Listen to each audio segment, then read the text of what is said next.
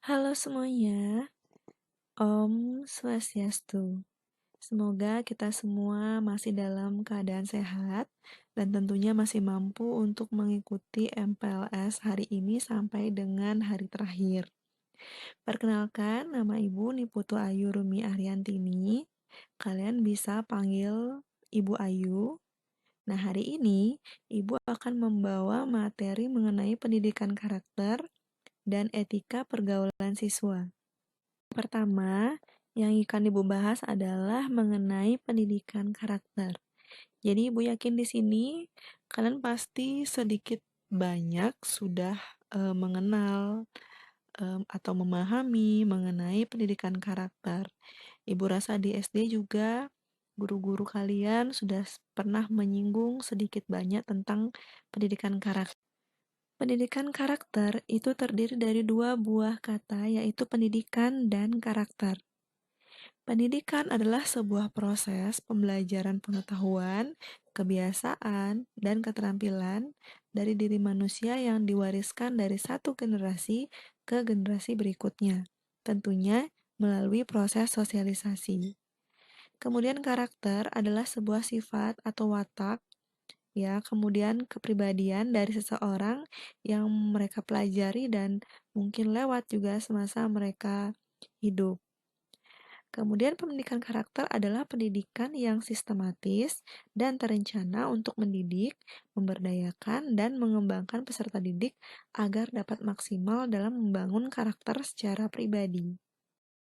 Adapun ciri-ciri dasar dari pendidikan karakter, ini diungkapkan oleh Forster dan Majid tahun 2010. Ada 4 hal yang ada di dalamnya, yaitu keteraturan interior, kemudian koherensi, otonomi, dan keteguhan dan kesetiaan. Ya, akan kita bahas satu persatu ya. Yang pertama, keteraturan interior. Itu merupakan sebuah tindakan dalam kehidupan keseharian. Itu dinilai dari berbagai aspek yang diukur dalam bentuk hierarki nilai. Jadi artinya nilai adalah sebuah pedoman yang bersifat normatif dalam tindakan individu tersebut. Yang kedua, koherensi. Itu secara positif dia akan memberikan keberanian terhadap seseorang individu sehingga memiliki keteguhan prinsip dan tidak terombang-ambing dalam situasi yang baru. Koherensi juga dapat menimbulkan keberanian dan penghargaan terhadap orang lain. Nah, untuk berikutnya otonomi. Pada posisi individu yang memiliki otonomi, seseorang menginternalisasikan sebuah aturan dari luar sampai menjadi nilai-nilai secara individu atau pribadi. Dan yang terakhir, keteguhan dan kesetiaan. Keteguhan adalah daya tahan seseorang guna mencapai sesuatu yang ia inginkan. Sedangkan kesetiaan adalah dasar bagi penghormatan atas komitmen yang mereka pilih untuk kelanjutan hidupnya.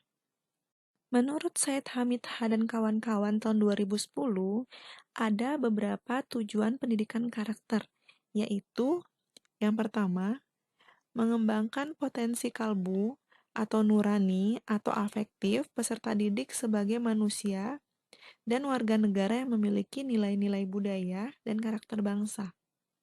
Kemudian mengembangkan kebiasaan dan perilaku peserta didik yang terpuji dan sejalan dengan nilai-nilai universal dan tradisi budaya bangsa yang religius. Kemudian menanamkan jiwa kepemimpinan dan tanggung jawab peserta didik sebagai generasi penerus bangsa. Kemudian selanjutnya mengembangkan kemampuan peserta didik menjadi manusia yang mandiri, kreatif, dan berwawasan kebangsaan. Yang terakhir, mengembangkan lingkungan kehidupan sekolah sebagai lingkungan belajar yang aman, jujur, penuh kreativitas dan persahabatan, serta dengan rasa kebangsaan yang tinggi dan penuh kekuatan. Beberapa prinsip yang digunakan dalam pengembangan pendidikan karakter bangsa, yang ini menurut Said Hamid H. dan kawan-kawan tahun 2010. Ada beberapa, yang pertama yaitu berkelanjutan. Proses pengembangan nilai-nilai karakter bangsa yang dimaksud dalam berkelanjutan ini merupakan sebuah proses yang panjang, dimulai dari awal peserta didik masuk sampai dengan selesai dari suatu satuan pendidikan. Contoh, karena kita wajib belajar 9 tahun, di awal kalian masuk di SD kelas 1, selesainya sampai dengan SMP kelas 3. Nah, kemudian yang kedua melalui semua mata pelajaran, pengembangan diri, dan budaya sekolah. Jadi proses pengembangan nilai-nilai karakter bangsa ini dilakukan melalui setiap mata pelajaran dan juga dapat dilakukan dalam setiap kegiatan ekstrakurikuler maupun intrakurikuler. Kemudian yang terakhir, nilai tidak diajarkan tapi dikembangkan. Nah, materi-nilai karakter ini bukanlah bahan ajar biasa. Nilai-nilai itu tidak dijadikan pokok bahasan seperti dalam mata pelajaran. Konsekuensi dari prinsip ini adalah nilai-nilai karakter tidak ditanyakan dalam ulangan maupun dalam ujian. Ruang lingkup pendidikan karakter. Jadi, ruang lingkup pendidikan karakter ada 4 yang akan Ibu bahas, yaitu olah pikir, olah hati, olah rasa, dan olahraga. Jadi, bagian-bagiannya akan Ibu jelaskan satu persatu. Yang pertama, olah pikir itu meliputi kecerdasan, kritis, kreatif, inovatif, ingin tahu, berpikir terbuka, kemudian produktif, berorientasi ipteks, dan reflektif. Kemudian, olah hati yaitu meliputi iman, takwa, jujur, amanah, adil, kemudian bertanggung jawab, empati, berani ngambil resiko, pantang menyerah, rela berkorban, dan berjiwa patriotik. Kemudian olah rasa, saling menghargai, toleransi, saling tolong-menolong, gotong royong, nasionalis, mengutamakan kepentingan umum, bangga menggunakan bahasa dan produk Indonesia, kerja keras, dan beretos kerja.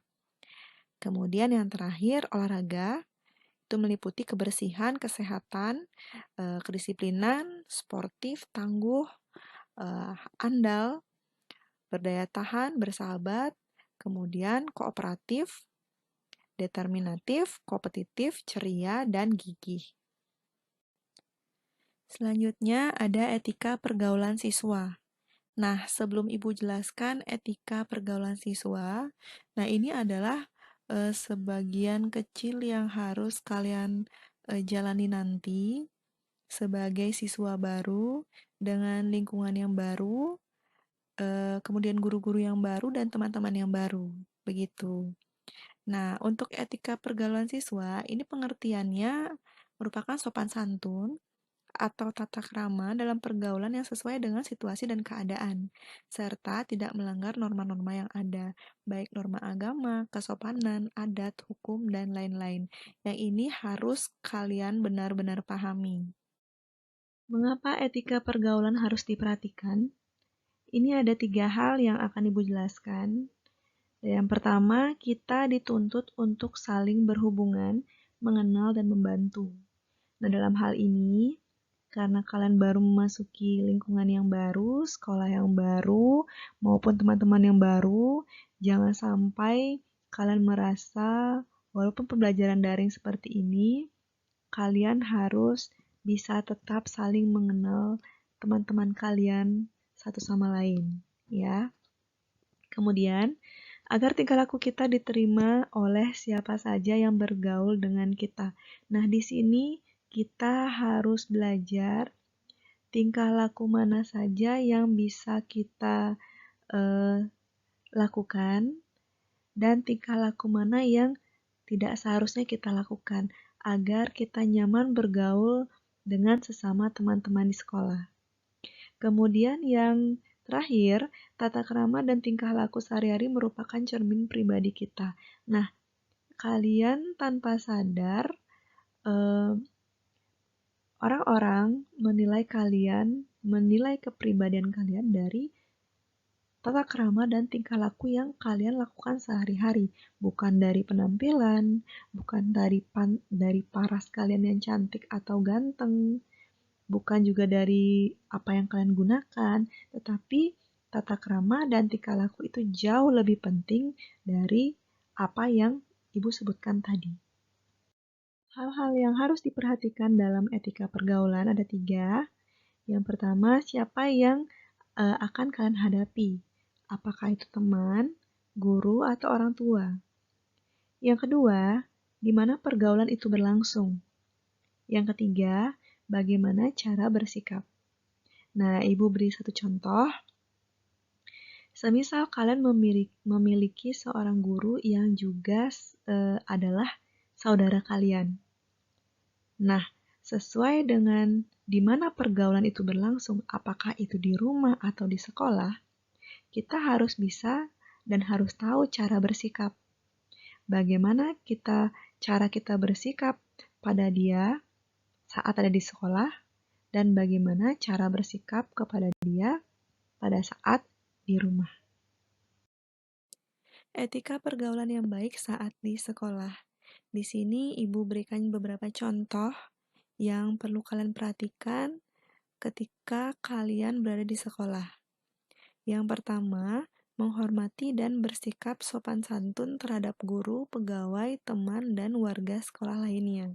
Kebetulan sekolah kami memiliki sebuah kebiasaan yang ketika kalian bertemu dengan guru, pegawai, maupun tukang kebun, kalian wajib mengucapkan salam Om Swastiastu. Gitu. Nah, yang kedua, taati peraturan sekolah.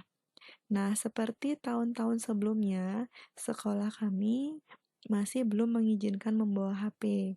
Itu peraturan yang ada sebelum dilaksanakannya pembelajaran daring. Ya, kemudian aturan-aturan sekolah lainnya masih banyak yang perlu kalian taati, seperti sekolah pada umumnya.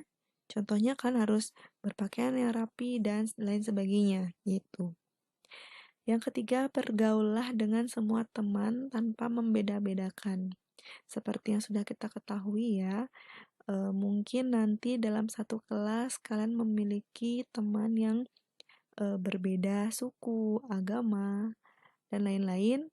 Ibu harap kalian bisa berteman tanpa memilih-milih. Yang keempat, bersikaplah rendah hati dan jujur, itu yang utama. Yang kelima, berpakaian bersih dan rapi. Percaya atau tidak percaya, dengan kalian berpakaian bersih dan rapi pada saat kalian berangkat ke sekolah, itu artinya kalian sudah siap untuk menerima ilmu di sekolah. Kemudian yang keenam, yang terakhir, tumbuhkan kesadaran untuk saling peduli antar sesama.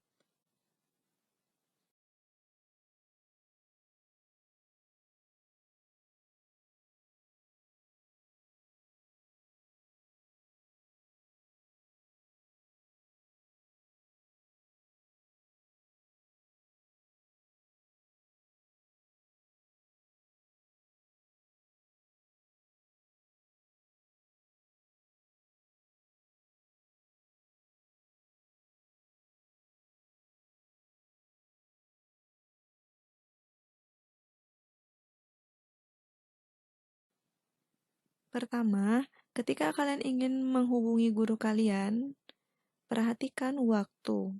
Jadi pilihlah waktu yang biasanya tidak digunakan untuk istirahat atau sembahyang.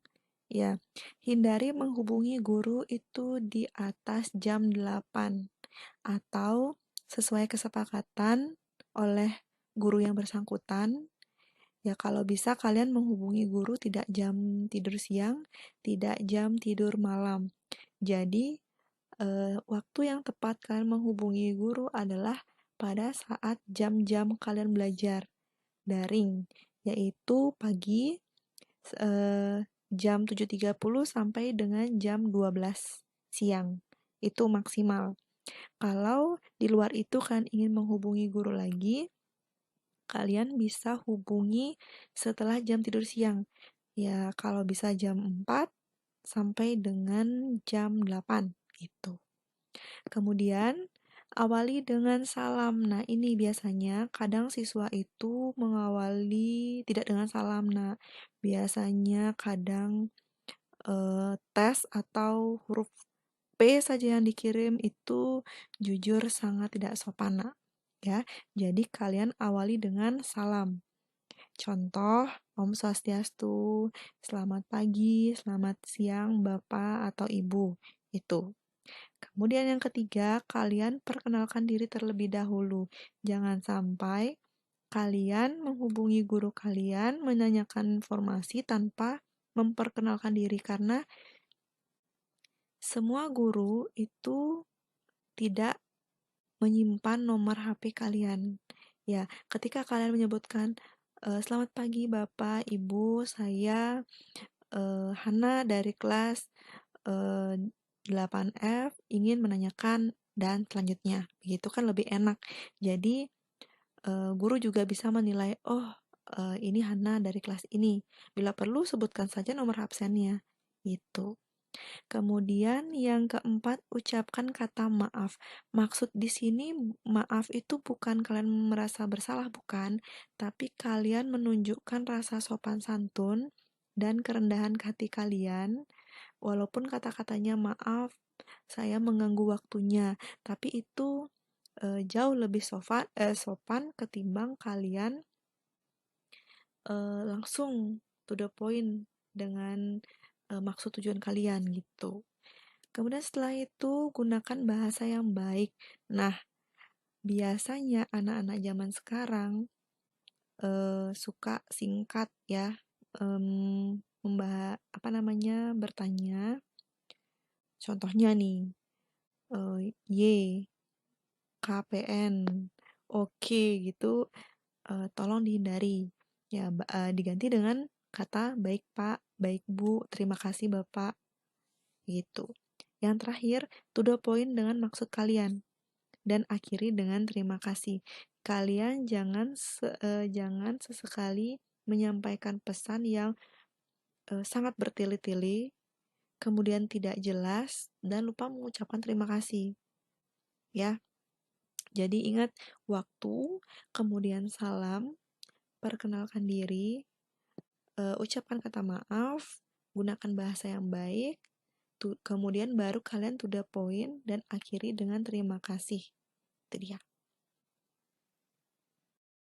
Baik, sekian materi yang bisa Ibu paparkan. Mudah-mudahan beberapa hal yang Ibu sampaikan tadi dapat bermanfaat untuk kalian ke depannya. Om Santi Santi Santi Om.